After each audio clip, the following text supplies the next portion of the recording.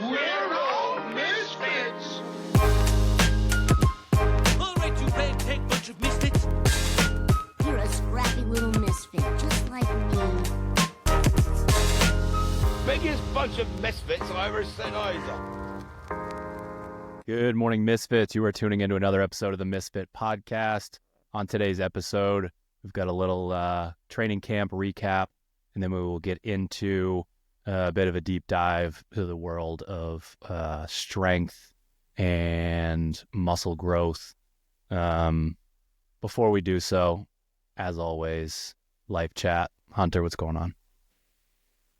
Well, man. Well, we can, and I feel like we got to save the travel story for as part of the training camp recap. It's Jesus true. fucking Christ. It's true. Yeah.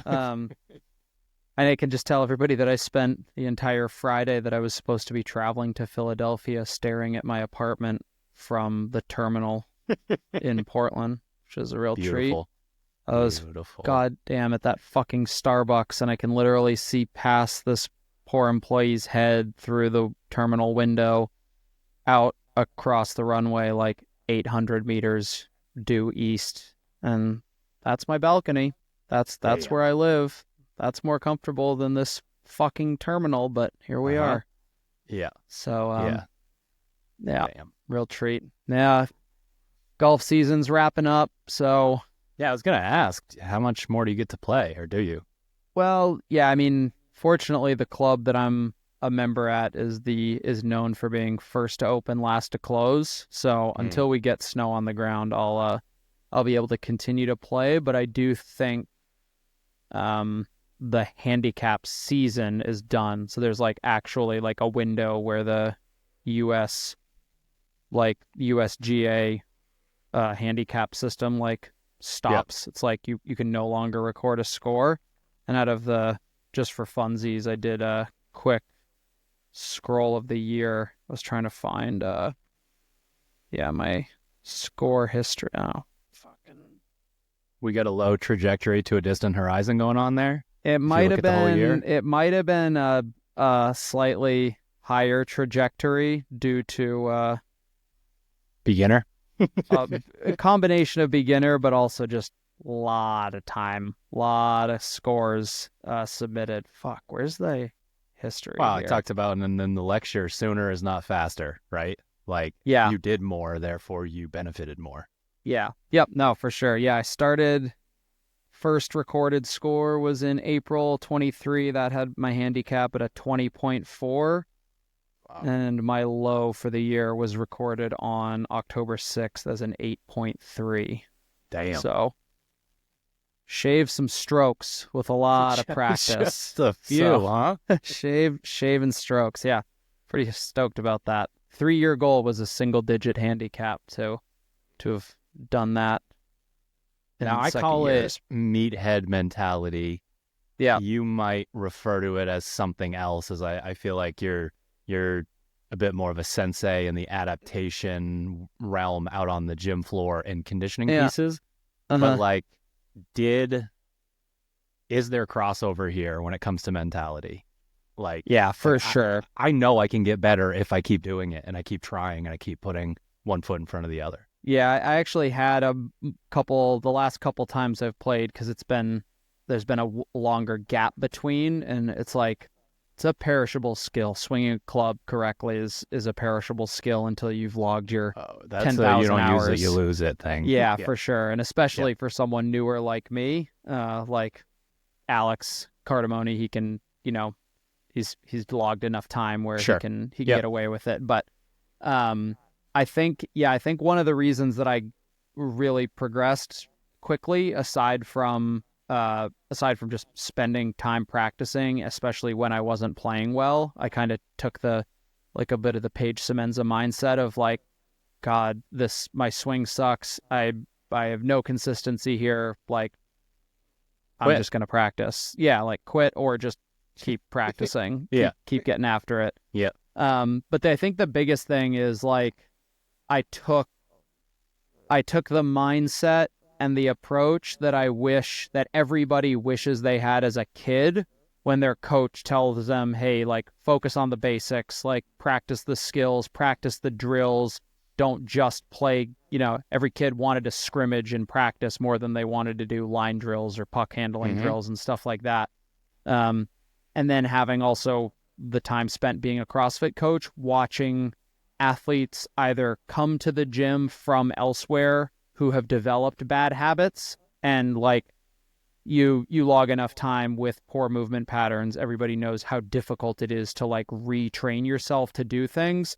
That might come up in this conversation today. Possibly, yeah, man. What a segue. But it was very much. I've been very deliberate, and I'm still working on like the fundamentals, just like being a really, really kind of a student of the fundamentals, watching the swings on, watching YouTube shorts of golfers who I like, whose swings I want to emulate.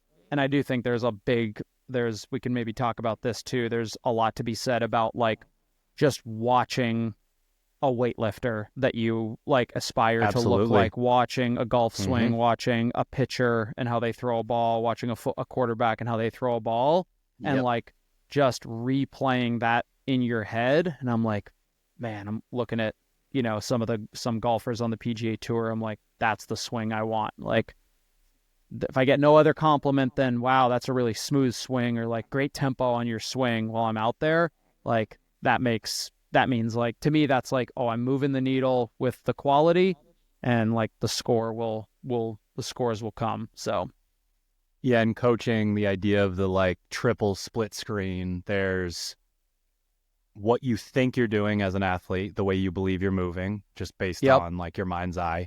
There's how you're actually moving. And then there's this example that we're chasing. The ideal. It's like, yeah. And like, we actually, after camp, got an email about education. Like, how do we know what we know? And I think it's great that someone would email both of us, because they get a very practical answer from you. And like, I'm a lot of times my feet aren't on the ground in life. I flap my way around the world, and to be nailed down and like going the more traditional route of education is just challenging for my brain. Like, I've gotten a lot better at it as I've gotten older, but just this idea of observation is so powerful. Like, how did we learn what we learned? Well, there were people who, like, gymnastics is such a great example. There were people who figured out, like, just through being an athlete, like CrossFit gymnastics faster than somebody else. And it's like, we have an example here of someone, this makes no sense that they can do 16 muscle ups and the next best person's doing a false grip and they can do 4. Like when Camille came into the sport and was doing what she did, and it was like, what is that? I want to know what that is. And it's like, well, we have the technology, YouTube. Like, I'm going to chop this down, I'm going to put it in slow motion, and I'm going to watch what's going on there. Oh, yeah, and then man. you continue to teach and refine, and then you get another athlete. Like, we had, throwback Joe Carney, like we show him those things and we tell him those things about the concepts, and he's like, well, I'm actually a world-class athlete as well, and watch this. And then it's like you continue to progress this thing as you go through. So when I think about people being able to make a change, it's those 3 views. Like, you need to have those. You need to see the difference between the way that you're moving and the way you think you're moving. So taking a video of what you're doing, and then you need to see what you're supposed to do. You're trying to match those things up. And so many people, we were at camp, and it's like, you get down on yourself because you're not doing the thing right. And it's like, this isn't an indictment on you as a human being, whether your butterfly pull-ups look good. Like, let's get out of that mindset and take a step back and go, these 3 views, continue to try to get them to look closer and closer and closer to one another. Check, move on to the next thing. Yeah, for sure. Yeah, it's surprising too how many athletes have never, and I guess I can understand, like, I can't say I ever saw footage of myself playing hockey unless it was like, maybe the odd time that the Scarborough High School made the news or something like that. Sure. But now, as having done CrossFit, like, I've got, probably maybe up to 100 videos on my phone of either myself lifting, trying to do self-analysis, or other athletes lifting, and me trying to be like, hey, see, remember how you thought your setup position was excellent, and now look at why is your spine pointed in 6 different directions here? Like, what you think is happening might not be. And they're like, I'll do that to athletes in affiliate class. I'll be like, so let me ask you a question. Like, how do you think you look right now? So I'm going to show you a video, and then they'd like, it's like the You've movie experienced Scream. it too from the other side, though, right? Like, I'm definitely doing for this, sure. and then it's like, here you go. I'm not going to argue with you. I'm just going to show you. It's easier. For both and then of I'll us. do that. Yeah, I mean, I'll do that Sure. on the driving range, and I'll be like, oh man, that felt so good. Just like, what the Especially when fuck it's complex like is that. that? Like a golf swing Yeah. there's a lot fucking going on in a golf swing. Yeah, for sure. But what's up with you? My life chat is just like getting a little bit of a actual Philadelphia experience. Philadelphia is known for their like psychotic sports fans, but it's of a different breed. Like Boston is obviously similar in ways. There's a lot of animosity about everything and anything for what seems to be no reason. Is Philly the city of brotherly love? Is that the tagline for Philadelphia? Yeah. Yes. Yeah. Is it? Yeah, I was gonna say Boston is like brotherly hate. Like, brotherly hate. I was trying to think of like the brothers that hate each other and just beat the shit out of each other. That's there's probably a lot version of those in Boston. But in Boston, if you boo the team and it's not warranted, one of those people that I'm referencing is going to punch you in the face at the stadium, literally. In Philly, you can have who seems to be like one of the 5 best quarterbacks in the entire NFL. You go to the Super Bowl, you lose to Patrick Mahomes by, 1 point, 1 second left. Like basically just as good as the other team you just lost. And then like you throw an incomplete pass like on Monday Night Football to open the season, and the link is whatever it is, 50,000 strong booing you. It's crazy how fast and it's across the board. It's all of their sports. They do it to the Phillies. Like if you're not performing the way that we want you to in the moment, even if you're the best team in the entire league, fuck you. Yeah. So one of the things that surprised me, we were walking around, we had some extra time on Sunday night before our flight after camp, is I've never seen so many women in football jerseys in my entire life. Yeah. Like in Boston, you'd see like maybe like a pink Patriots shirt or something. It's like, oh, it's Sunday. I want to support the team, but I don't have a fucking Teddy Bruschi jersey on. Yeah. Every woman I passed was wearing an Eagles jersey. It was crazy. I told my classes yesterday, I was like, I can't say I've ever actually been in a major city on like a football Sunday or, at a big, I've been to Bruins games a few times. So that's, but we were there hours like, after their game ended. We were there hours after their games, and you could not swing a fucking dead cat in the streets of Philadelphia without hitting an Eagles jersey on any human and of a jersey of any era. I was like, I hadn't seen that. I'm not a big football guy, but I know that jersey is not today's Philadelphia Eagles jersey. And it was fucking... Well, so their jerseys are still those like dark green ones, and they're kind of ugly. Like the NFL swung from like right on the money, like primary colors, hues to darker stuff. And it always swings back and forth. So people always want the jersey that the league doesn't have anymore. So those Kelly green ones, the like bright ones, that's what everybody there wears, because they wear them every once in a while as alternates, and they look way cooler than the other ones. They're way cool. better. It's like when the Ducks go with the old school Ducks logo. Like, exactly. Yeah. So we didn't I was wearing a Steelers t-shirt. Honestly, being in downtown Philly, that wasn't the plan. It was more wear it at camp to, rile up some football conversations. We're walking around, and there was a bar that had the Steelers game on, but it was for college kids. It was Drew's vibe. It was Drew's vibe. It was my vibe. Like they were playing like loud, like what I would refer to as techno. Someone would probably make fun of me. It was something else, but like it just techno, huh, boomer? Try to watch football for 3 hours in that. Like that didn't seem like I could have gone in there and had a couple of drinks and laughed it up with everybody, but I'm not sitting there for 3 hours in that. Like, especially considering everyone in there had been drinking since noon or Yeah. 11 or 10. Or earlier. Yeah, exactly. Whenever the fuck they got there. So we were looking for a place to go, and I walked past a group of Eagles fans, and a girl goes, "Oh, I didn't want to watch it there." And I was like, "This is perfect." Oh, fuck, I didn't hear that. I just needed a yeah. little. I just needed a little bit of that. Yeah. Like I I was used a to be little one of the people that would disappointed. say something like that or like argue back, and now it's fun to be like it pays homage to my adolescent young male, maybe prefrontal cortex, not quite where it's supposed to I be. should have at quite walked yet. like 50 feet behind you at some point. Just I was kind of hoping like someone was going to say something sassy and I was going to be able to like, yo, what's up? Not actually, but you know, like. And then I we was watched the expecting someone Steelers to shit game on you a at, little more. I don't know what you guys are doing in Pennsylvania. I thought this was just a Pittsburgh thing, but apparently it's the whole state. The bar that we went to was a half convenience store, half bar, and you had to get your drink from the drink cooler and then walk up to the counter, which was also a bar, and pay for your drink.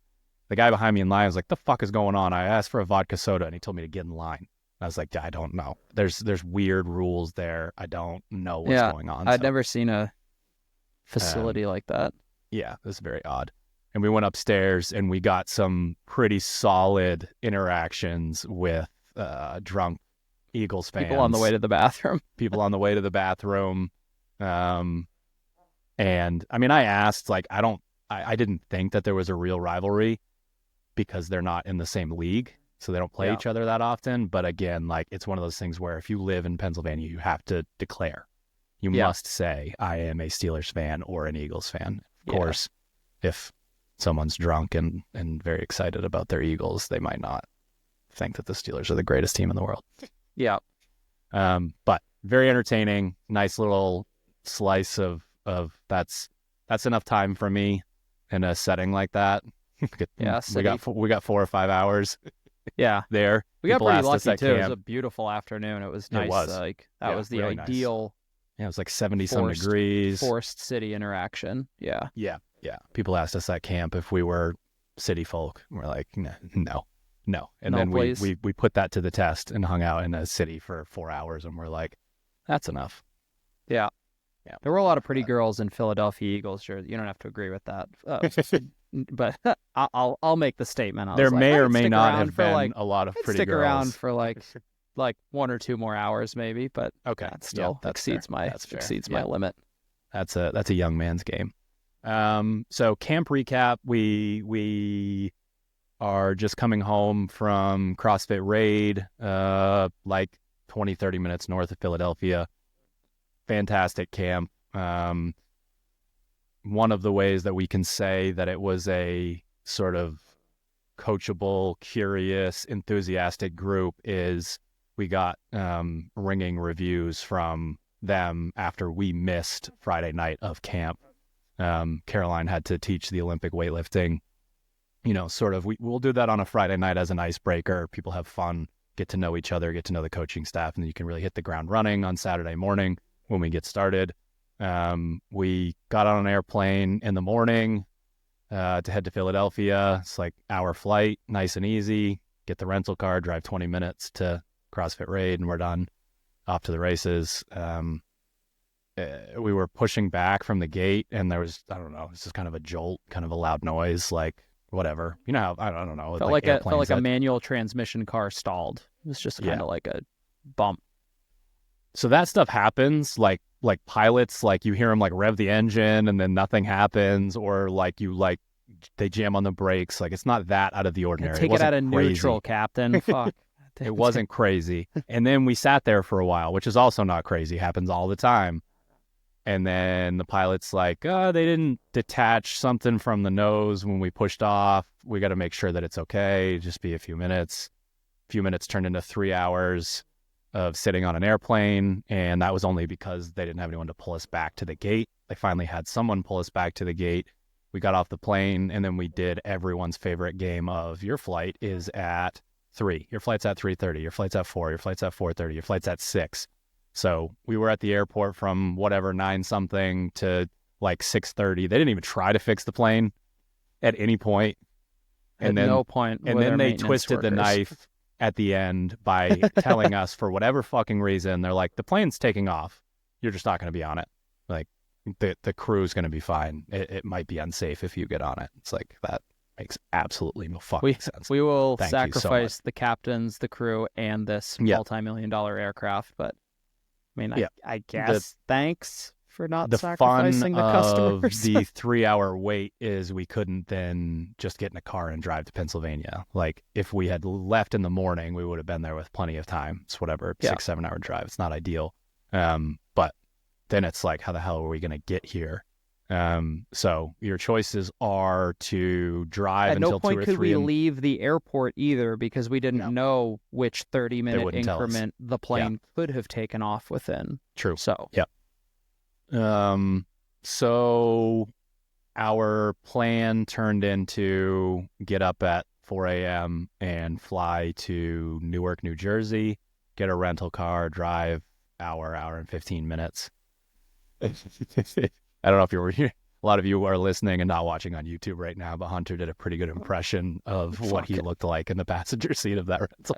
that fucking God. Running on damn it. fumes, but we got there. We got there in time. We had a good day. I was actually glad that I had the lecture because I didn't want to pause. I knew that if I decided to like rest during the lunch break or do whatever, that's why I jumped in with you guys on some version of your pull-ups and push-ups. I was going to be done, like absolutely done. So blasted through from what was essentially 4 a.m. to 6 p.m.-ish, 5:30, 6 p.m. And then had a lovely time at the Sleep Inn.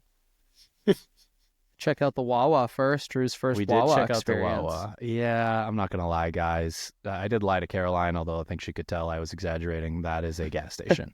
That is a gas station.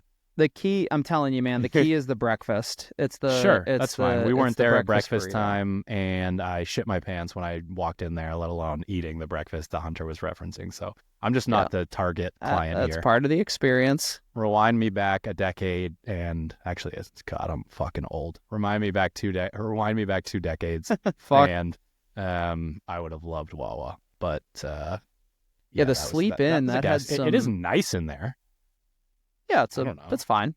Yeah, like it's kind of like a 7-Eleven if it was bigger and nicer. Yeah, it's a souped up 7-Eleven. Yeah, that's what it is. The Sleep In was not a souped up anything. It was just soup. I really want to know how many stars the scale is for that to be a 3-star hotel. It's a 46-star Yes. scale, 3-star That's about hotel. right. Yeah. It was very nice. Camp itself, super fun. Really cool crew there. We were able to get when you host a camp, you get a free coach ticket per 5 signups. And we had a good crew, so we were able to have 5 to 7 coaches from Raid, which is really fun for us. Something that it's not a coach's camp, but it is a coach's camp if you look at all of the instruction from a different perspective. I think, and because we are coaches, I think there's just an element of that for sure, of if you come into it thinking I want to take this information and give it to someone else, I think it would really you'd be able to absorb that stuff super well, just because of the way that we teach in terms of progressions and whatnot. Yeah, I think it was nice to see feedback from athletes. We had got feedback from athletes whose injury status was very prohibitive for them, you know, from a movement perspective, having to do a lot of repeated movements and stuff like that, but are still learning something. Really cool to see all of the coaches that came out there, and their CrossFit Raid has also been following the affiliate programming for a little while now, and it's always good, great, kind of team, whether it's team building, coach development, whatever you want to call it. It's definitely a combination of all of those things to get some feedback, both from a coach and athlete perspective. I can't imagine going to do anything but positive things for their community. And I think it connects the dots in a lot of ways. Yeah, for sure. Right? It's like one example of this from a totally different perspective would be there was a husband and wife there. Wife is follows the programming, listens to the podcast. Husband was like, I kind of got like brought here and I didn't have high expectations. And he might have been the most enthusiastic, like thumbs up of like, that was awesome. That was amazing.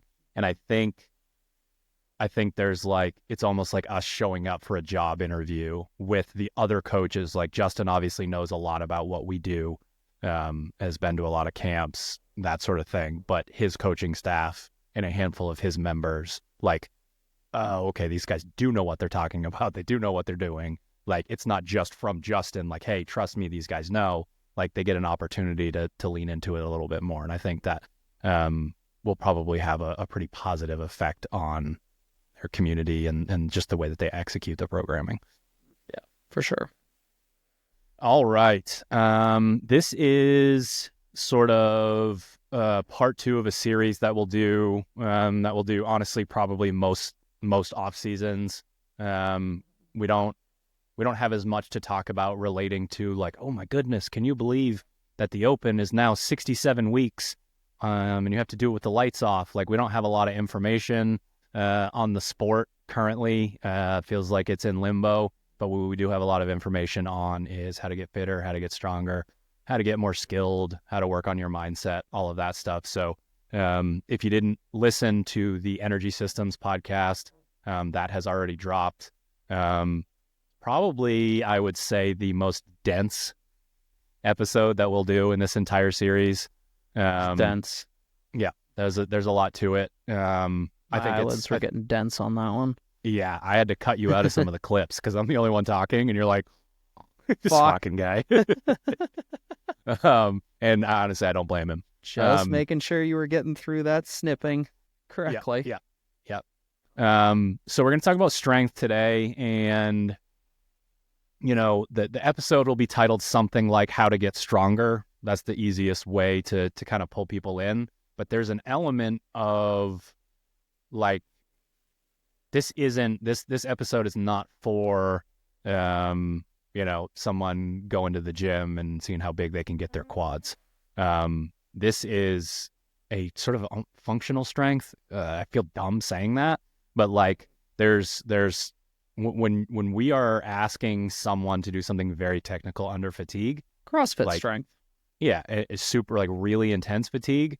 A lot of shit changes. Like a lot changes. Yeah. So I want to start with the 2 things that have the most bang for their buck when a remote coaching client starts with us. Like, where does my mind go? Someone comes to me and says, I want to get stronger, or they don't realize that they're already strong. They just don't move well, etc. Like, what are the things that we're going to like lean into and do with, I would say 70% plus of the people that get started with us? What is different is from athlete to athlete, we might make an absurd amount of progress in 3 months just by them buying into, these certain things, or like, this is a fucking project and we're going to lean into them for 12 months, 18 months, 2 years, etc. So topic number 1 is access to strength. Mobility and stability required for full access to your strength. So like, you have the neural adaptations, you have the muscle tissues, you cannot get into the position or you cannot stabilize in the position. And like, you basically just can't show what you're capable of without those things. And my mind goes to, someone is super stiff, they don't have the ankle range, they don't have the hip range, they don't have the shoulder range to do the things that we need them to be able to do. That is very much like a mobility problem. Like, we need to get them into positions, we need to get them stretching, we need to get them to do squat holds and dead hangs and handstand holds, and we need, there's a lot of different things that can happen there. And then sort of the other side would be someone more like how I was as a lifter, like very comfortable, not under fatigue with heavy weights.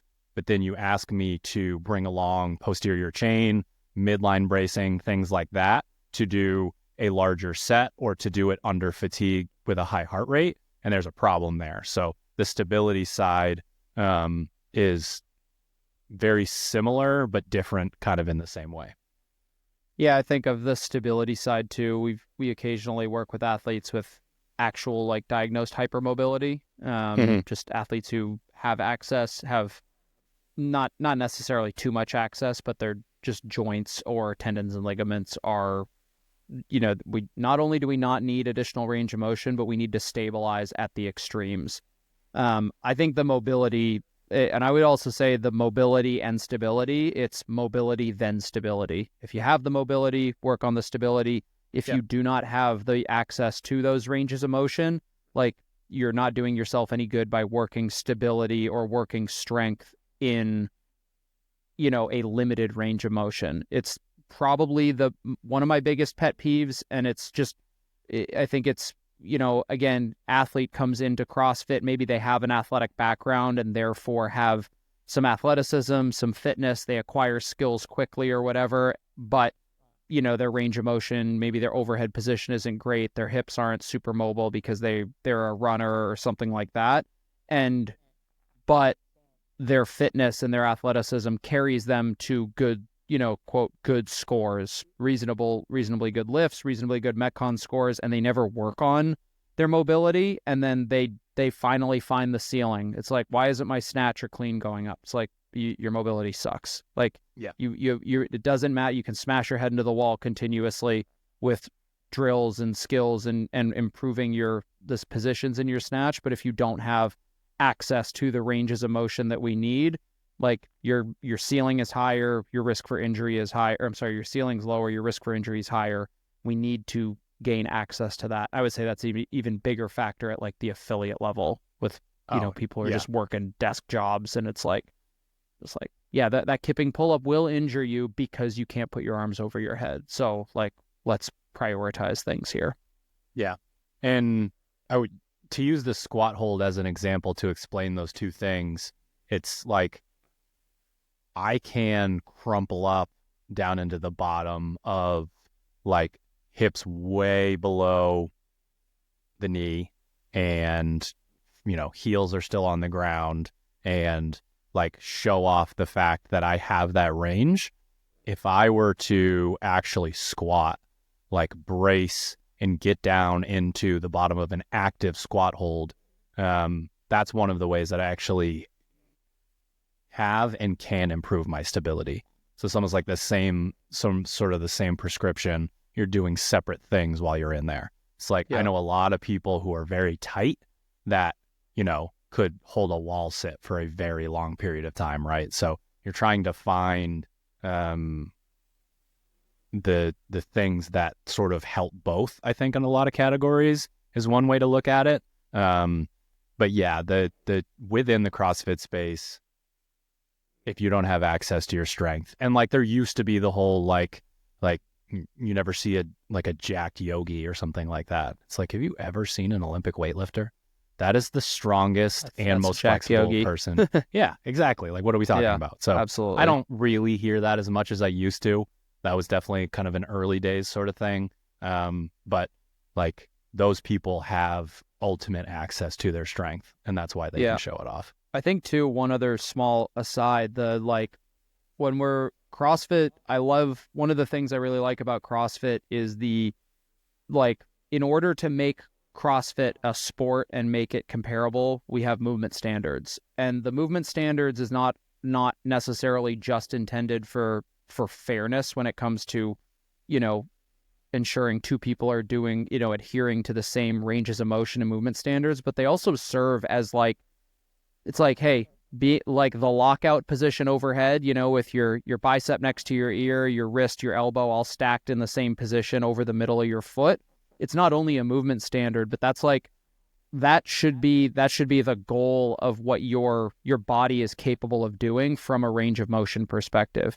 You can go as far into the weeds as looking up a physical therapist's book for what constitutes, quote, normal range of motion versus, whether it's an angle of, the angle of your hips when it comes to internal or external rotation, whatever. They have standards for every single joint, but on a very practical and basic level, the ranges of motion and the prescriptions that CrossFit puts out from a standards perspective is that's a good place to be. If you can't look like Julie Fouché as the, the image on the movement standards graphic, or in the CrossFit, on the YouTube page where CrossFit's demonstrating movements. It's like, those are good examples of like what your range of motion should look like if it's a healthy range of motion. Well, and people early on in the development of the sport were obsessed with things like the functional movement screening and exactly what you're talking about. Like, let me get my protractor out. You are run through a functional movement screening after taking like 6 days of class. Like, we have our movement tracker that shows the movements that we do over the course of a phase or a week or a month, whether it's at the affiliate level or at the MFT level. There's a functional movement screening built into every single one of those. What does your air squat look like? And then what does your back squat? And then your front squat? And then your overhead squat? What does your, handstand look like? When you're in a dead hang, can you like really relax and let the shoulder joint completely open and not have your, deltoid and lat feel like they're going to rip off your body? The screening's done. It's already there. Like, you're going to know what things that you need to work on. So if you want to take yourself through a screening, do all of the movements. Like, you can take yourself through a strength screening, do deadlifts and cleans and snatches and overhead press, and you are going to find the areas that are lacking, and you need to put yourself into positions that increase that range of motion. It's not complicated. It requires a lot of patience and dedication, but it's definitely not complicated at all.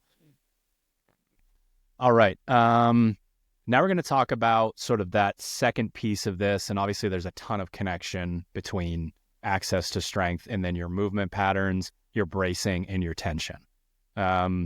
Like, you can put in your hours, especially in a like Globo gym setting. You can put in your 10,000 hours and you can get strong, you can get developed musculature, but the more fatigue and complexity that is presented, you're going to have that magnifying glass on the way that you move. And that's sort of like the CrossFit strength versus strength concept. So that could just be because you've skipped step one. Like, I can't do that. And that should be a very obvious problem. But reversing a lot of the damage that is caused by not having access to strength can take a while. And that goes back to the like, why this is what I'm doing, what you're saying that I'm doing, like that I'm not doing or whatever. And it's like, let's go to the tape. Let's not argue with one another. Let's go to the tape and look at it. And it's like, you developed compensation for all of these different problems. Now that we're addressing the problems, we have to figure out how to remap the way that you move.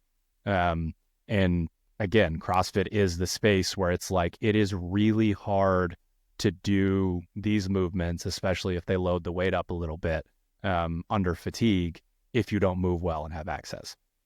It's funny. Last night we had deadlift day. And like, one of the things people will, it's amazing to me. It's like, you were doing empty bar, very, very lightweight deadlifts, like 65, 75 pounds as part of skill work. And obviously people are moving not obviously, but people are moving very well. Like, we're taking people through setup position, the correct sequencing, all that stuff. And therefore people are moving very well. And they're moving well because the weight is light enough for them to do so.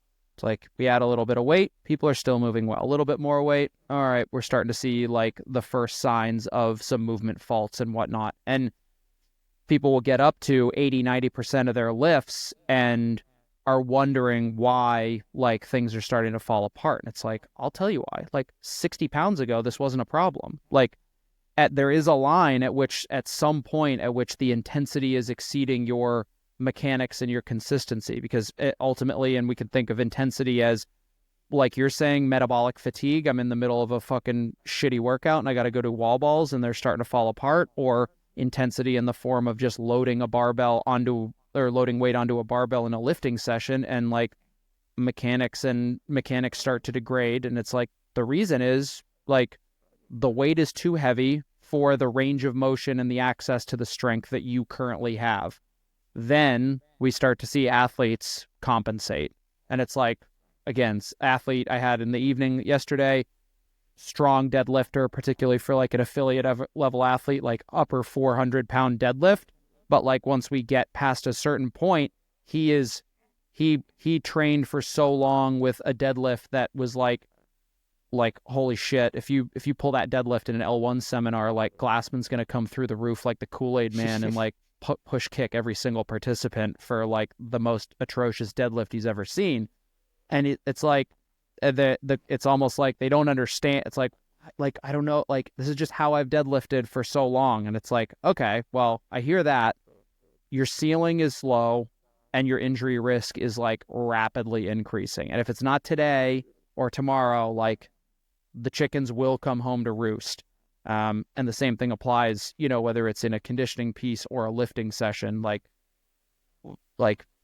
it doesn't happen overnight. Like you can't snap your fingers and like expect the weight to just increase and you to move as well as you need to in order for those strength gains to be realized.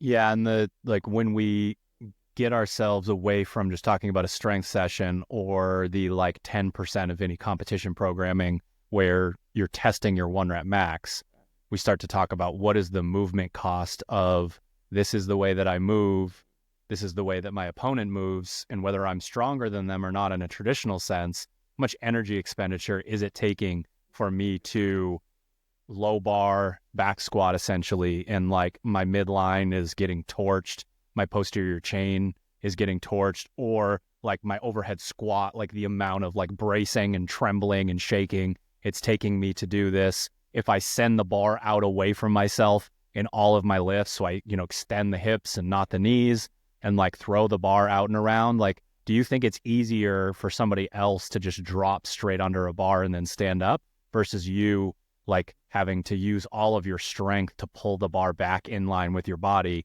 that sort of thing? So again, it continues to, you alluded to like the whole, like, why does this happen under intensity? There can be different versions of that. And the most common one is, I think I have this shit figured out. And then at 170 beats per minute, you do not. You absolutely do not. Or if you do, it is at a much less of a degree as your competitor. The next two things that we're going to talk about are very intentional in terms of the order of them and both of them being present. We're going to talk about the different sort of things that are happening inside of your body, and then we're going to tell you not to worry about it too much afterwards. So just this idea of neuromuscular adaptation versus muscle tissue growth. Like, am I trying to get stronger, or am I trying to break down tissue and have it grow back larger? This, probably the easiest way to explain it would be, how can someone be jacked and not that strong? And how can someone have like a double body weight squat? I don't know. Oh, yeah. How can someone have like a double body weight squat, or like, oh man, what was the power clean that I saw the other day? The dude was like 65 kilos and he power cleaned like 400. I don't know. It was absolutely absurd. So just this idea of like, how can someone be skinny and small? It was me. You were watching me. Yes, that was definitely you. How can you be skinny and small and strong? How can you be big and jacked and not all that strong? That would be the easiest way for me to sort of put that out there. So when we are chasing strength adaptation, truly just, Hunter, how much weight can you lift regardless of your size? We are looking for like intense muscle activation and force production. That is what's going to make you actually stronger.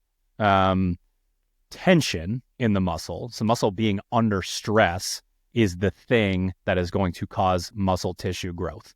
You just basically beating the shit out of your muscle tissue would be a non-scientific way to put that out there. You get into the higher rep ranges, you get closer to failure, you're really grinding. That's when you're going to be able to really make a difference in your size versus I have a, usually a kind of heavyweight, enough of a heavyweight to like push back against me and say, hey, you need to bring it.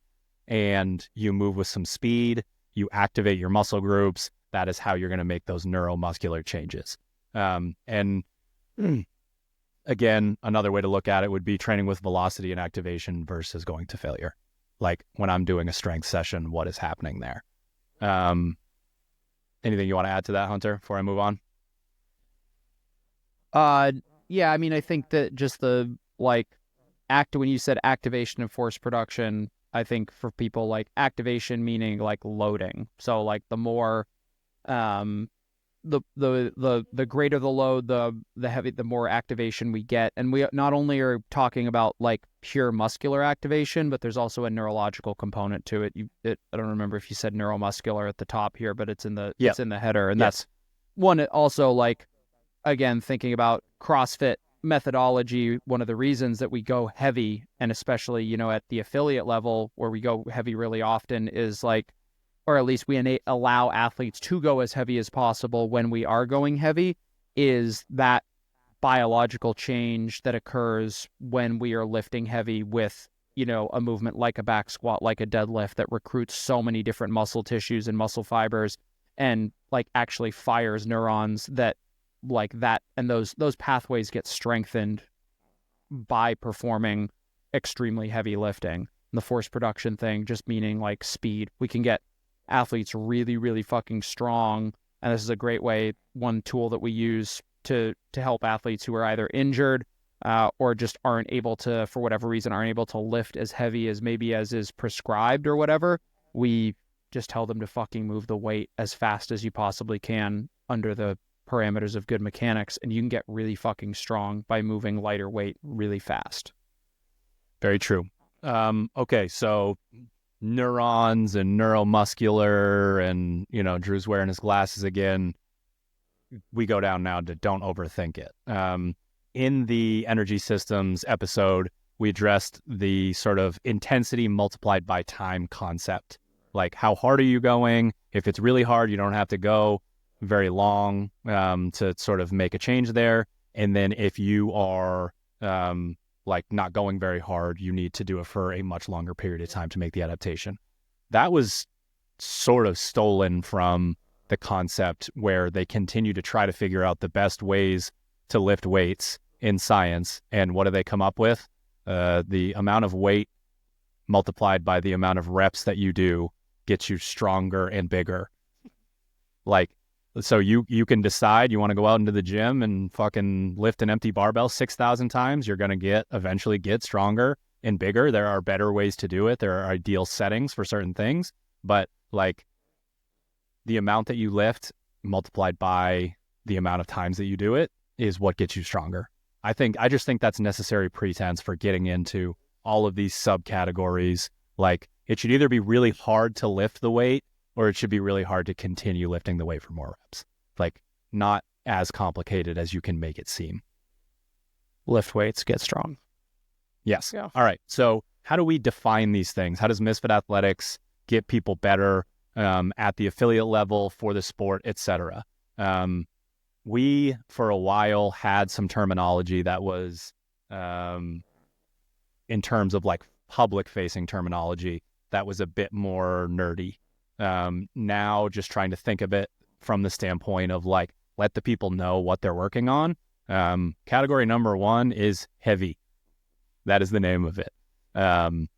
And it forces that neuromuscular adaptation that we talked about. Hear all the time, how do I get stronger? 3 to 5 sets of 3 to 5 reps. That is a really like elegant and simple way, like less is more with your explanation, to tell people how to get stronger. And there's a reason why when you go into a strength program, that's typically the rep ranges and the sets that you're going to see when someone talks about trying to get you a better 1 rep max, to get, you know, sort of stronger within that category.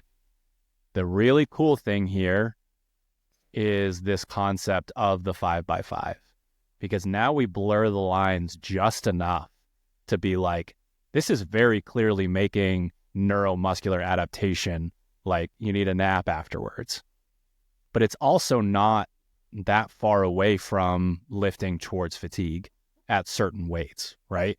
Like you'll have those moments in Texas Method where, you know, maybe it's set 1 because you didn't warm up that well, or it's set 4 or 5 where you're really, you know, digging for something.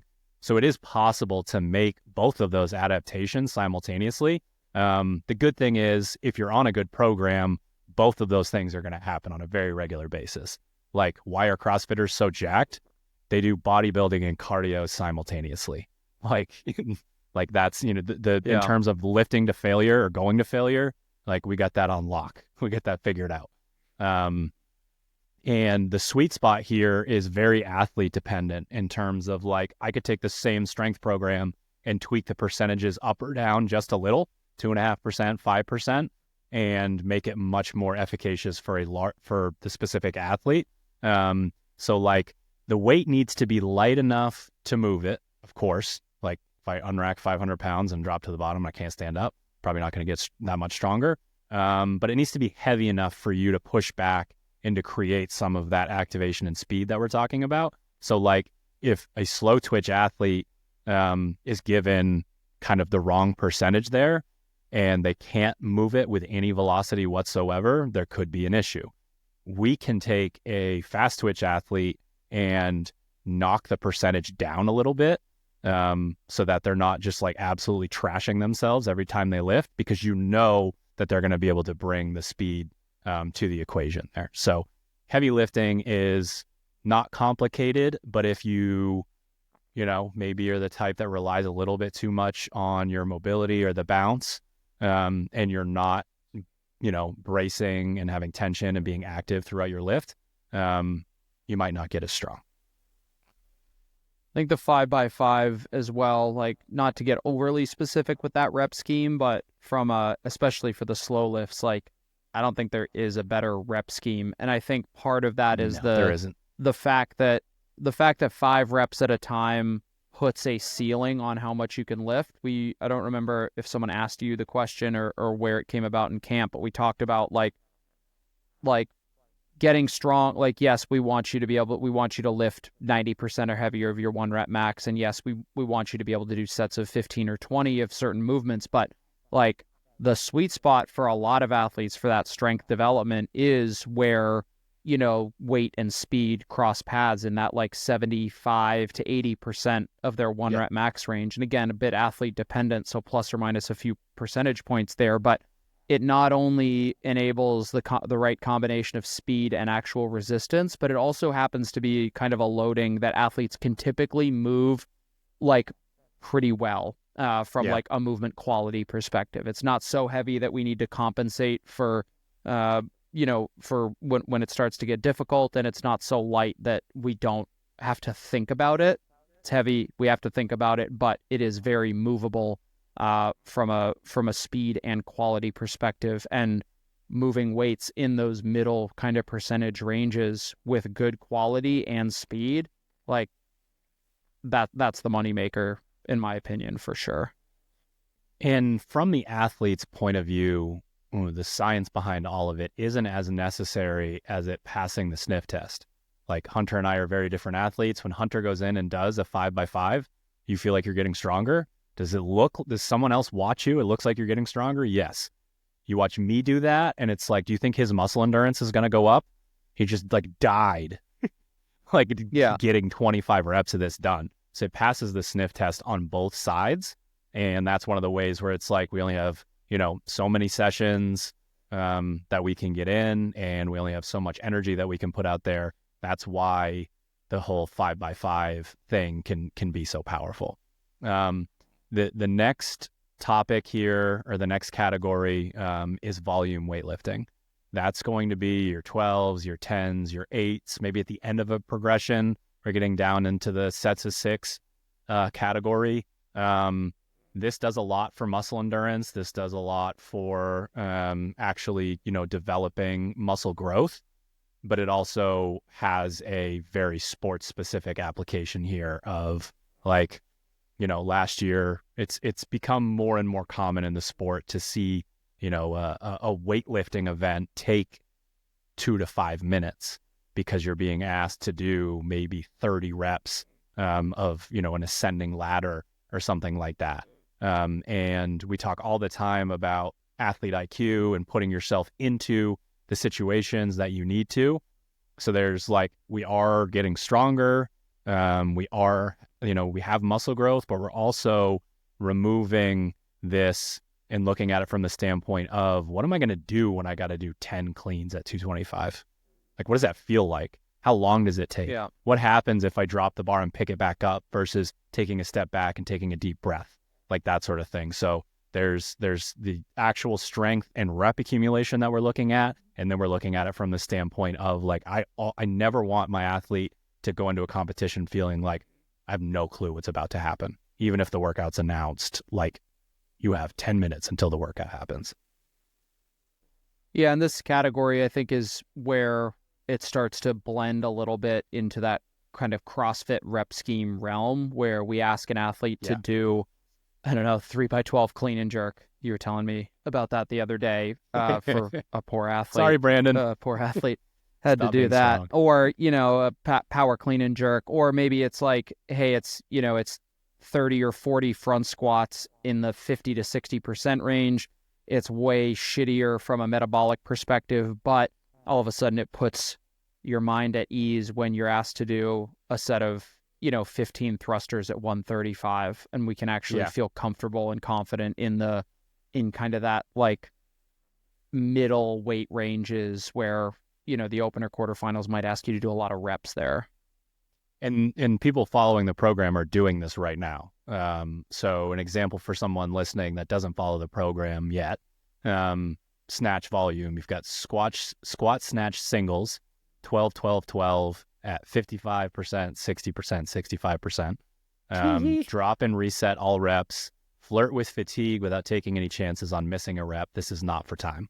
So like you do 12s and you do 10s and you do 8s, and then we're back around to the 12s at a higher percentage later on. So it's, still so many of these strength principles of percentages of, like it looks and it sounds like a strength session. We're not doing it for time, but also like that's fucking 36 squat snatches at a heavy weight and ends up feeling and sounding a little bit more like CrossFit as you get yourself into it. Next on the list is positional work, and this can be applied to just about every lift. There are ways for us to, even a lift as simple as a back squat, we make it positional by asking you to do a tempo, by asking you to do a pause. We can have positional even with the deadlift, again, by doing tempo, by a deadlift to the knee and a pause and then back up to the hip, that sort of thing. We talked a lot about the movement patterns and the bracing and the tension. If we only lift at high volume or as fast as we can or as heavy as we can, it's going to be really challenging for us to make changes in our actual movement patterns, right? So at the beginning, there's a lot of like me typing into a remote client sheet, like barbell therapy, and I'll send them a video of the whole empty bar. We're doing muscle snatches, and we're doing position 1, 2, 3, 4, and so on. But like, we don't bridge the gap by, oh, wow, your barbell therapy is great. 1 rep max next week. Like, we need things in between. We need the positional work to prove to ourselves that at the lower percentages that we can get stuff done. And then we can move into your traditional linear progression or volume or whatever. But positional is a way for every single athlete to make their way back around to leaning into, am I doing this in the most efficient way possible? And you're doing a bunch of reps, you're getting practice, you're probably getting a little bit stronger, you're probably getting a little bit of like muscle activation, that sort of thing. But a category that I think is extremely useful at all levels. Yeah, and it's also sprinkled into the programming frequently enough to be able to practice lifts, but not like so frequently that you're like missing opportunities to get stronger. Like these days are not intended to develop strength.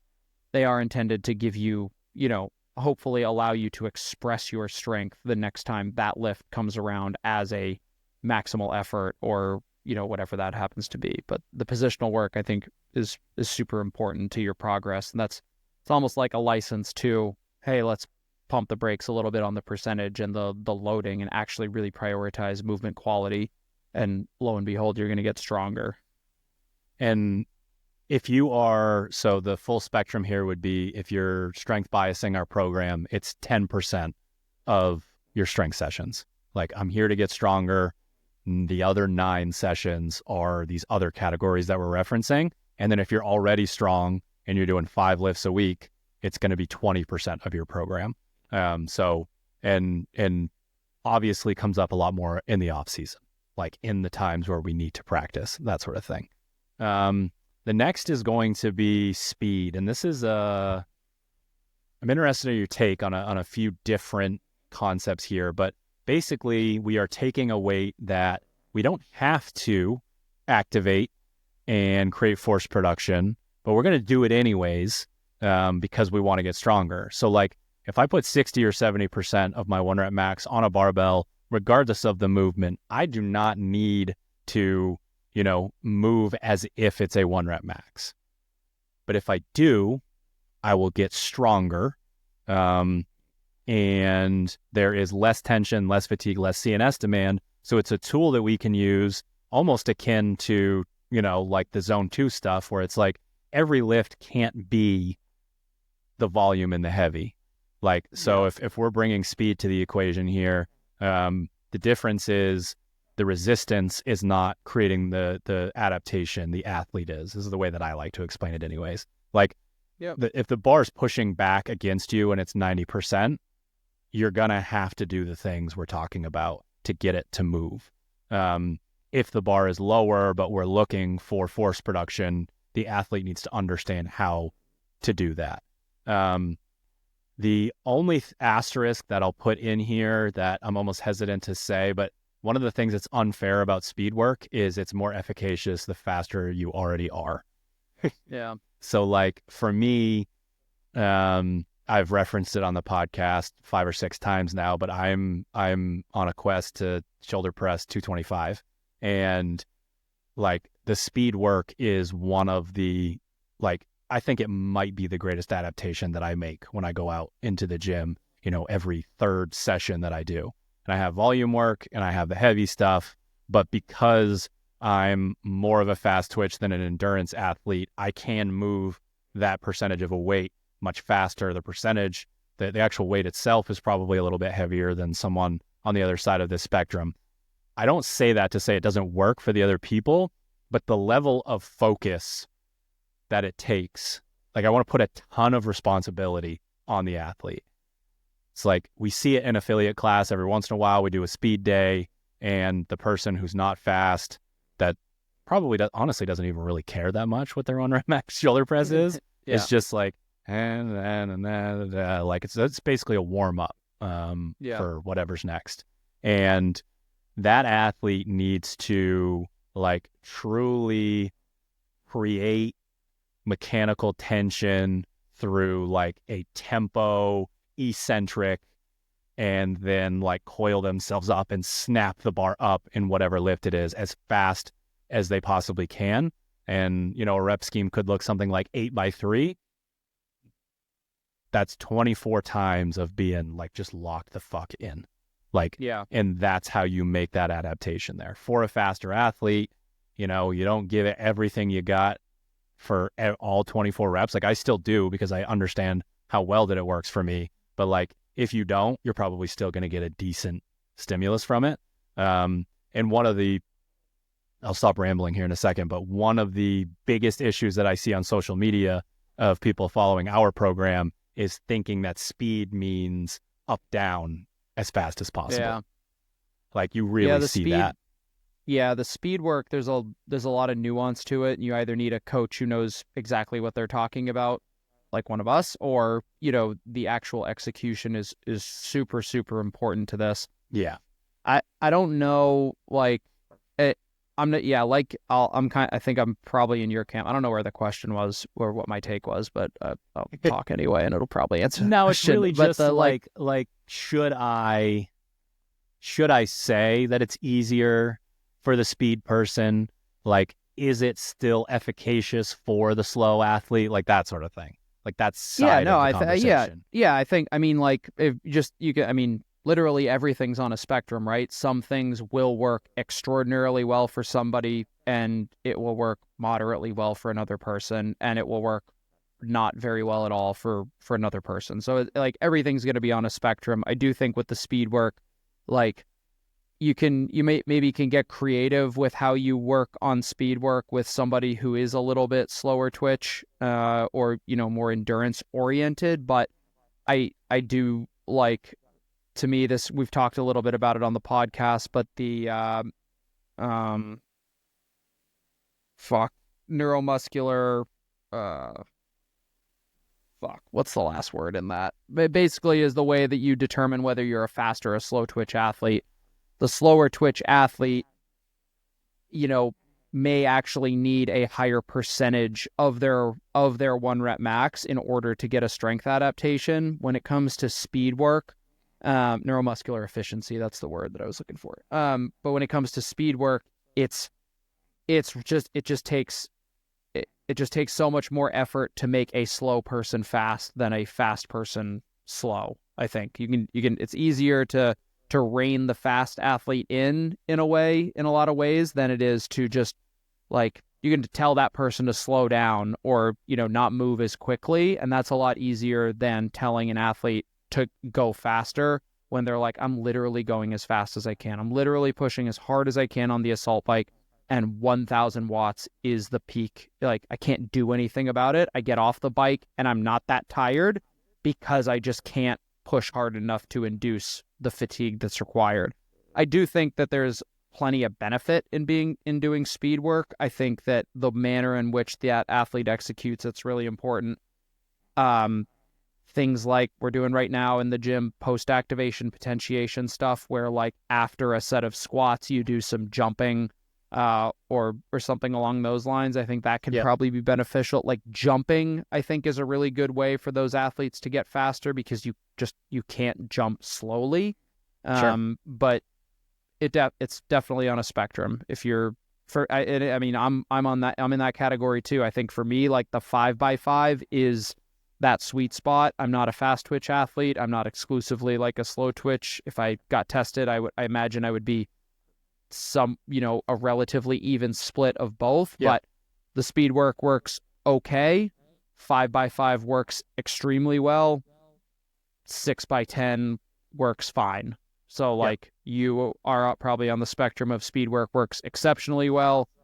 You might get buried by a really heavy 5x5 just neurologically, just because of how much force production you can put into that, or a 7x1 maybe at like 90%. That would be way more difficult for you than it probably would be for me. Right. So yeah, I don't think you're wrong. It's just a spectrum.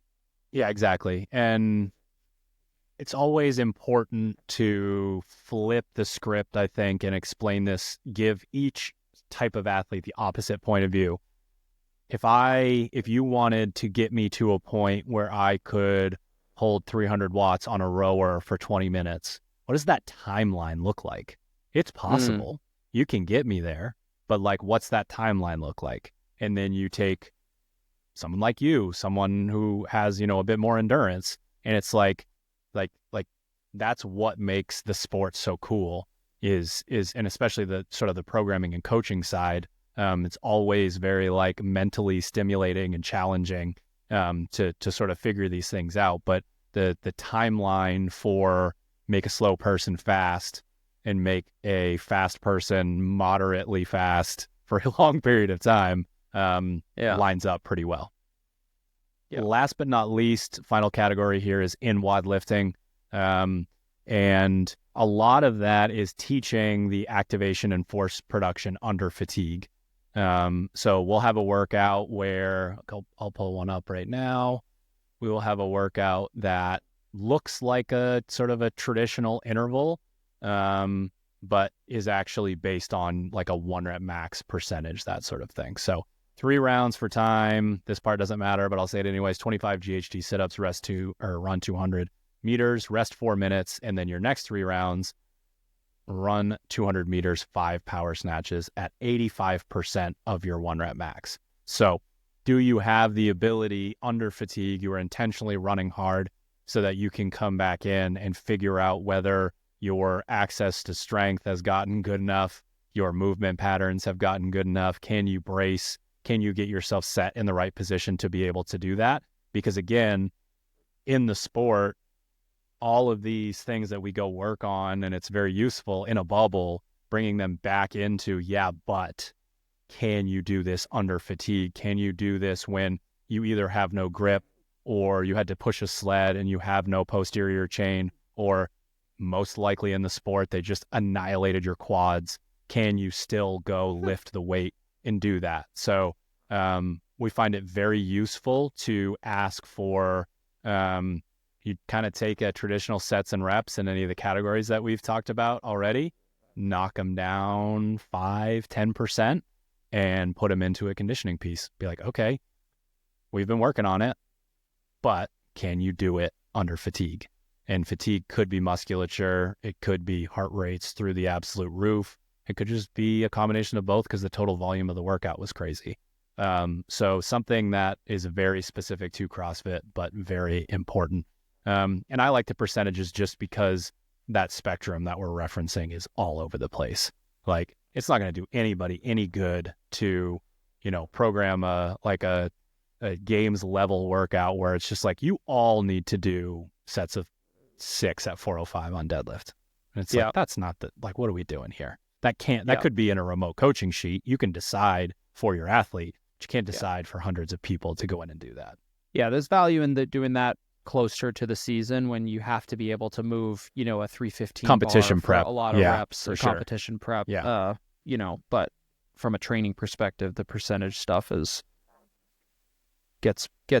lets everybody play. Anything else on the categories before we jump into some kind of practical advice? Nah, send it. All right. Let's talk about things that maybe sort of happen outside of the realm of what we're talking about here. Body weight and nutrition is huge. Like, mass moves mass. You're not going to be able to rely on that neuromuscular adaptation because one of the things that happens again is the workout's just going to kick your ass. And if you're small and there's a heavy deadlift bar and you've somehow figured out how to, stand 475 pounds up when you're fresh because you're, again, more efficient from a neuromuscular standpoint, that ain't going to help you in this sport. It's really not. That barbell's really going to be like, oh, you need 6 sandwiches before you can complete this workout. So eating the amount that you need to, and we'll get into, we're sort of stacking practical application here on top of each other as we go down through this. But your body weight and your nutrition related to your strength is incredibly important. Accessory work. We can round out the categories that we talked about with a higher frequency. So if we just talked about 1, 2, 3, 4, 5 categories, maybe in the off season, that's each one of them is presented once a day. If I'm really trying to get stronger, I need those categories to come up more often. And one of the ways that we can do that without kicking you in the face is through accessory work. So we can do, one of the scientifically backed sets and rep schemes, with rest is 6x10, rest 2 minutes. That is something that is definitely going to get you stronger, but also have that, add some mass. There's 60 reps at work there, that sort of thing. And then we can go all the way up to sets of 20, 30, 40, 50, depending on what the specific movement is, that sort of thing. But accessory work is a way to continue to make neurological change, continue to, break down muscle tissue, have it grow back, that sort of thing, without just absolutely obliterating you. And it probably takes us all the way back to the beginning of the conversation and brings some stability to the party, which a lot of people who aren't strong are missing. Yeah, and I think it can also does the added benefit of improving things like tendon and ligament strength and stuff like that, allowing injury prevention you to lift, injury prevention, so that, odds are if you're doing a lot of the accessory work, you're trying to get stronger. Getting stronger is a fucking tiring business. It is fatigue and, fatigue inducing, and just like there's a really high likelihood of just beating you up. The accessory work can be a bit of bulletproofing in a way. Yeah, it's kind of a GPP for strength sort of situation. Yeah. Work to rest ratios are super important here. So we had a question during the Q&A at camp about the volume monster, about the person who's just all in on what they're doing. They want more stuff to do. I can normally deal with an athlete like that if they're willing to do things like accessory work or mobility work or stability work. And if you really want to get the most out of it, like an accessory program, a lot of times is like our primary accessory is 6 sets, our secondary accessory is 5 sets, and then our like stability accessory is 4 sets. And the rest periods are supposed to go up. So like you're talking about 2 minutes, then 3 minutes, then 4 minutes. Like what does 4 rest periods of 4 minutes and 5 of 3 and 6 of, like that shit adds up. So if you want to get stronger and you want more volume and that sort of thing, you want to spend more time in the gym, you can, but it takes a lot of patience. And honestly, one of the reasons why I do so much of the like zone 1, zone 2 machine in between kind of keeps me locked in. Like when I'm injured and I'm doing like rehab exercises and shit like that, I got to rest 4 minutes. Like I'm going to lose my mind if I'm standing there in the gym doing absolutely nothing. Sure. That sort of thing. But go ahead. No, it was kind of a separate topic. So if you want to finish. No, go for it. Yeah, no, it was just the work to rest ratio thing I think is important on both ends of that spectrum. You were alluding to more like, 2, 3, and 4 minutes for like accessory work, the accessory work stuff. But when it comes to getting strong, I mean, you have to be in a way a student of the game as far as understanding how your energy systems work, and therefore what sort of rest is needed in order to perform optimally.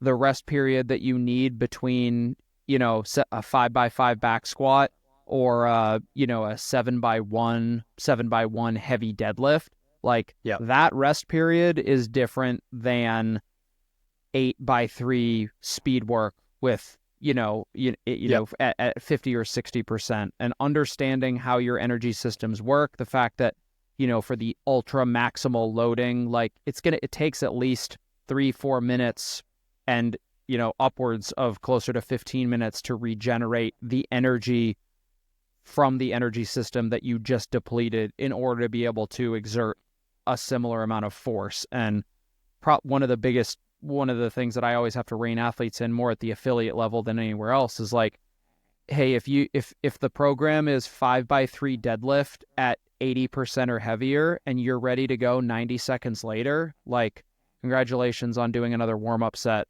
Like that weight is nowhere near heavy enough. Like it should not only necessitate greater rest, but you need to take it understanding that just because your muscles aren't burning, just because your heart rate's not at 170 doesn't mean that your body doesn't need rest in order to be able to create force production, in order to be able to fire, the neuromuscular elements that allow you to complete a lift successfully. So, especially when it comes to building strength, understanding how long you should be resting between working sets is really important. Yeah, and that's a lot of information that we can get on a remote coaching, sort of side of things, and can work on it and be like, hey, we know what type of athlete you are, and I know it's going to be boring, but I need you to rest for like 3 or 4 minutes. The way that we try to force that, and I know not everyone follows this, but our machine flushes in between, sort of, again, keep you locked in, flush some of the waste, and if you're doing them properly, they take a little while.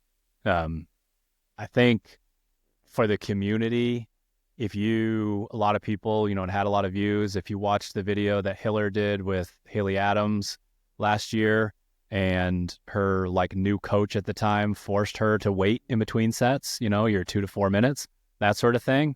And she was confused. She was like, you do back squat session, you just, do your 5, you go grab a sip of water, and then you do another set of 5. Like if your head didn't fall off and roll down a hill when you heard that about someone who could like win the CrossFit Games if they got stronger, then that's a red flag. As something that like 1 million people sent to me. So those work to rest ratios are incredibly important and can be adjusted athlete to athlete. But if you're trying to get stronger, you got to wait until like your body's ready to basically repeat the exact same effort. I think that's probably part of it. Like a CrossFitter is like, oh, I've got 100%. And then I got 90, and then I got 80, and then I got 70. We can't treat strength work like that. We got to charge all the way back up.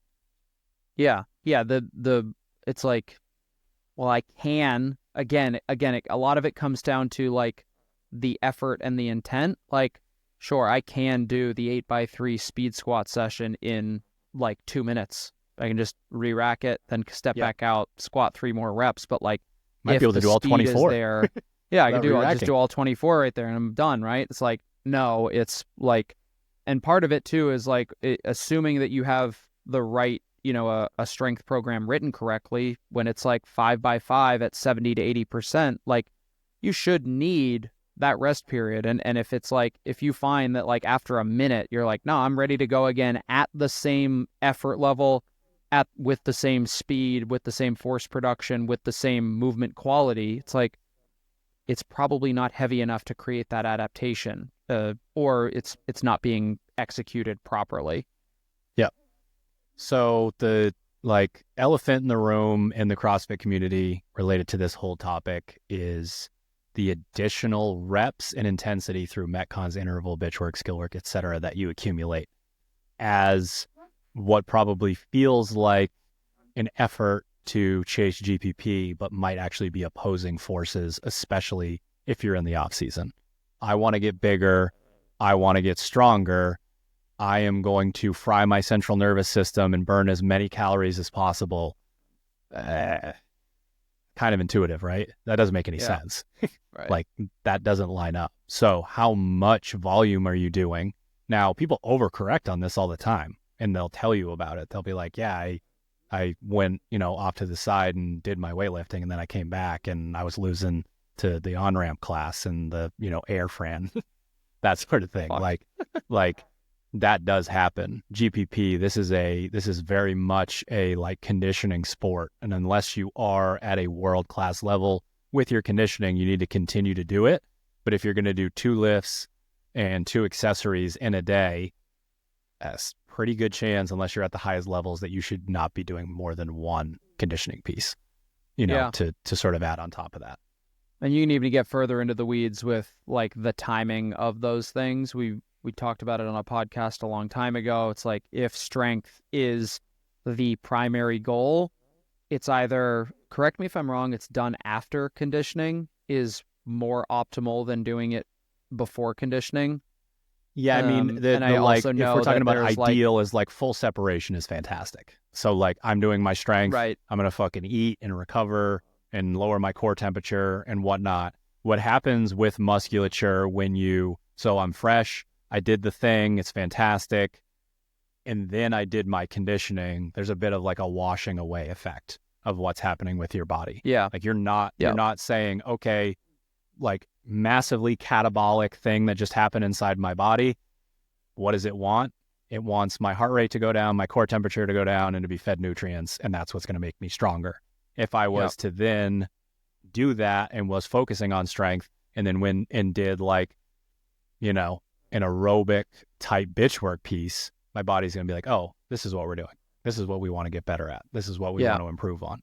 You get a high level of GPP, you will not achieve the strength gains that you need to. Like, strength is break it down, build it back up. Like, that's kind of the 101 of it. So completely separating those things is very useful. Yeah, and I think it's like 6 hours is kind of the optimal like time frame. Again, if you're really trying to get deep into the weeds, separating those two things. But we also talk to athletes a lot of times who, when they do lift after a conditioning piece, kind of a weird part about CrossFit, it's like athletes who are in good enough shape to do a high intensity Metcon and then be not fine, but like, yeah, I could do my next training piece 30 minutes later, and people are like, wow, my lifting session went great. It's like, yeah, congratulations, you warmed up properly. Like, your nervous system is actually firing after that high intensity Metcon, and like, I don't see anything wrong with that. But again, like, optimal No, especially setting, if you're smart and you cool like, down, right? Like,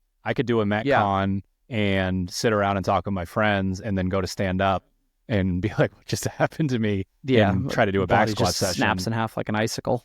And feel like I basically can't do anything, and it's like just a fight mentally to get through your session. Or I do a conditioning piece and we go yuck it up while I'm on the C2 bike for 15 minutes of like crazy low intensity. And they're like, oh wow, I can actually go and do that. So There's definitely some like tricks of the trade when it comes to that, but make sure that if you have a goal that you're feeling like you're either biasing it or specializing it, that there aren't opposing forces at work.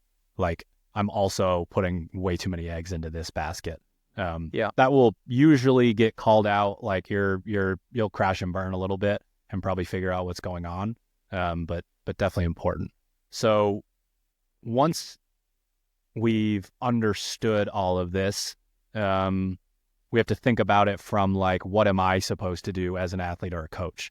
And as with all programming, coaching, goals, etc., you have to identify your strengths and weaknesses and coordinate a plan of attack accordingly. Like, and that can be like, if we're at the affiliate level, it's like you having like a like lock eyes with an athlete on a speed day and be like, listen, like you're the person, you are the exact person that I'm referencing. We're going to give it hell today. And that could be the lightest version of what I'm talking about, all the way to personalizing a program for someone and making sure that all of this stuff is at play. They're good with the volume. They don't need quite as much of it. You know, they have the musculature, but not the neural adaptation, or vice versa. You know, that's when you double down on something to sort of get them through it. But you have to know what you're good at. You have to know what you're not good at. And you have to tweak a pretty conventional plan to get yourself to that point. Like, all of this information isn't really all that useful if someone can't either have a coach assess their strengths and weaknesses, or they can't do a self-assessment. It's not really going to help you very much to sort of have this knowledge and not use it properly. Yeah. All right. Understanding what is being asked and the intent is super especially without a coach. Yes, absolutely. So we're going to end here with a little bit of an example of a remote client, a little bit of story time. I wanted to bring the episode full circle here. So what we're going to do is show you, we'll explain. Hunter, you can narrate as you watch. Yeah, sure. For the listener. And the people on YouTube can see this, and, maybe we'll clip it and put it on social media or something. But let's take a peek here. So this video is my remote client. You can still hear me, Hunter? Yeah, I can. Yeah, they're my remote client, McKenna, approaching a 250-pound barbell.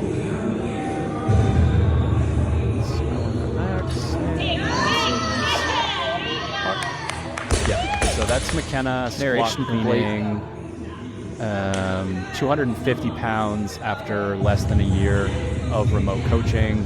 That was actually during a mock games ladder with Paige and McKenna. Important to note here was training super low volume post semifinals, not quite as much intensity, lower percentages, etc. So that probably both of us will have something to say about that reality right there. But this video here is 200 pounds on the barbell and during phase 0. So again, after a summer of lower intensity, lower volume, lower percentage work. Oh my God! That's a 200-pound snatch right there. Ken is very excited in this video.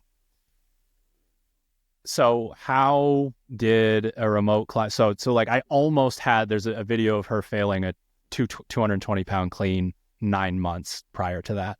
And a bunch of videos of the snatch not being anywhere near 200 pounds and not going super well. But I don't want to show those for what I'm about to say. So how do we do this? How was it possible? Number one, McKenna worked her ass off. We don't like to, sort of say like, we fucking wrote this magic into a spreadsheet.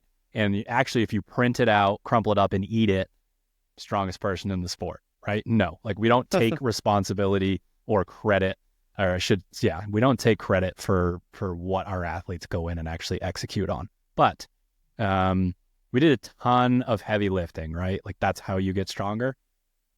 No, that's not what we did. That's not even remotely close to what we did. We did an absurd amount of squat holds.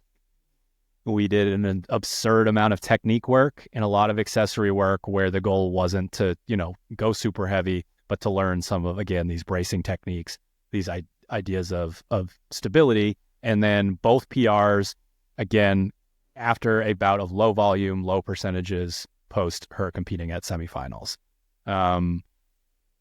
So the path to where you're going, what you need to achieve is not going to be the same for every single person.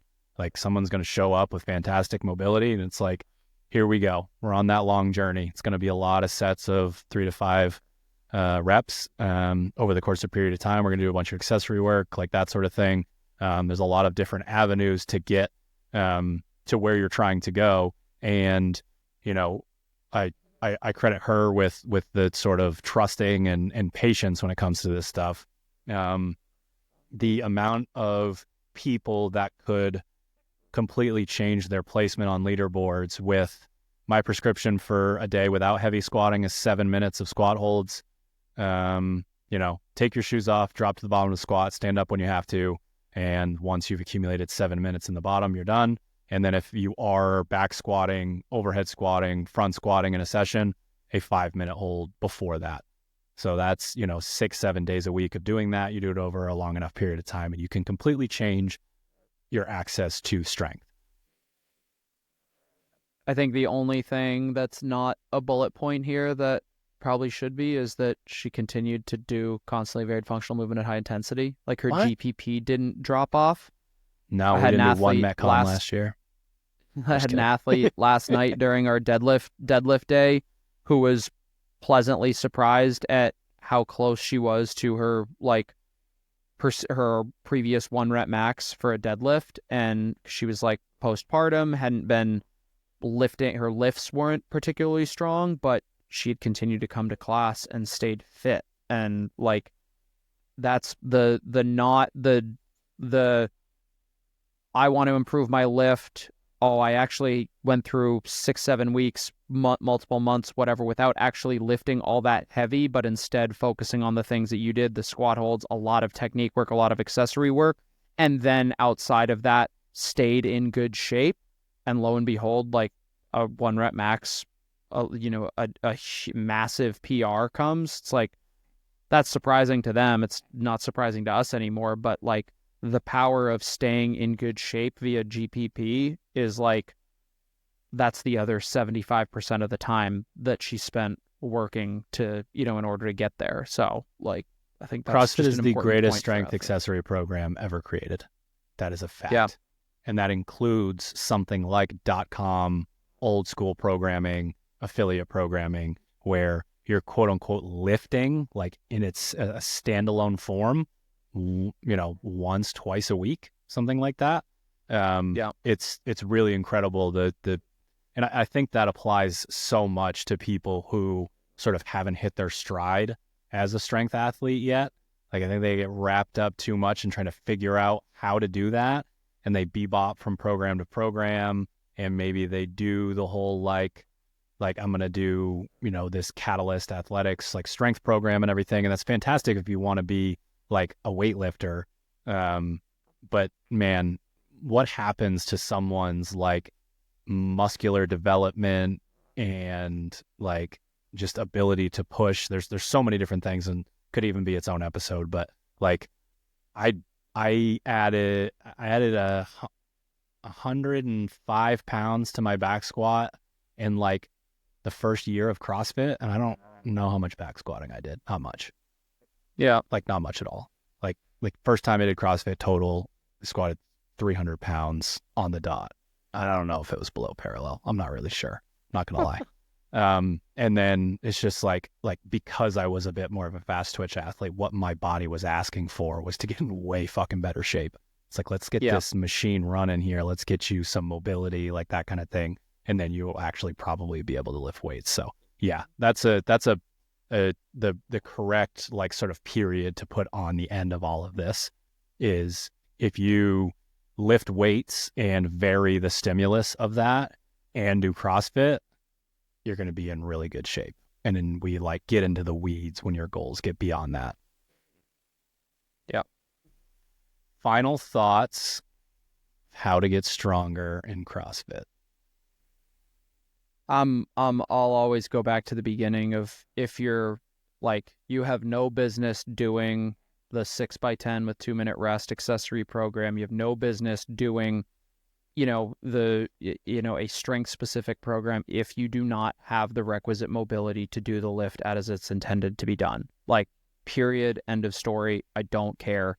Like, if your hip mobility sucks and your definition of below parallel is making your judge pull out a fucking micrometer every time you do a wall ball, like, no, stop that. Your ceiling is so low. You're going to do so much more for your fitness overall when you improve your mobility to a point where you have full access to all of that range of motion. Then you develop strength through that full range of motion, and holy shit, like, you'll be blown away by just how many different corners of the CrossFit fitness realm that goes to. So, like, go ahead, keep beating your head into the wall with like as many reps or as heavy as possible with like horrible mechanics, or through a range of motion that is like less than, that is a smaller range of motion, or spend some time improving your mobility, get access to those positions, and then get strong as fuck. Yeah, and you referenced before at the affiliate level, there's just so many people who park their ass in a seat and then come in and try to get after it. And you see that so often. For me, yeah, like, I see more often on the remote coaching side, and people, sending me their videos in Discord, they're trying to be a competitor. It's just like, woo, you do not move well. And they're going to ask you to do 100 of those, and it's going to get real hard, real fast. So my final thoughts are definitely just, there's an ideal way for each body type, and muscle fiber type and level of access to strength. There's an ideal way for each of you to move. And so many people who have a good attitude, that put in their 10,000 hours, that just grind and grind and grind, never get the proper education into how you're supposed to move, and the idea of skill transfer of like, why are you low bar squatting and then hoping that your squat clean is going to improve, like that sort of thing. So it's sort of just a lot to it. Why are you doing a standing bench press on your strict press when you want your split jerk to get better? So you've got two coaches here who see on a regular basis athletes who can't even get into the positions that they're trying to add weight to, which sounds insane. And then people who just, I don't want to say move like shit, as it's like your responsibility. Like, there are just a lot of people who have never been properly educated, or have truly been educated wrong. Like the over cueing of like, you have to be in your heels all the time, or like try to rip as much skin off your shin as you can in a deadlift, like shit like that. So that sort of thing. So before you pay any attention to any of the shit that we talked about for the majority of this episode, go back to the beginning, get yourself into some fantastic positions, because you know how to move and because your body allows you to get into those positions. All right, bye. Yep. Thank you for tuning into another episode of the Misfit podcast. TeamMisfit.com is the Sugar Wad marketplace for your affiliate programming needs. MisfitAthletics.com for your individual programming needs. See you next week.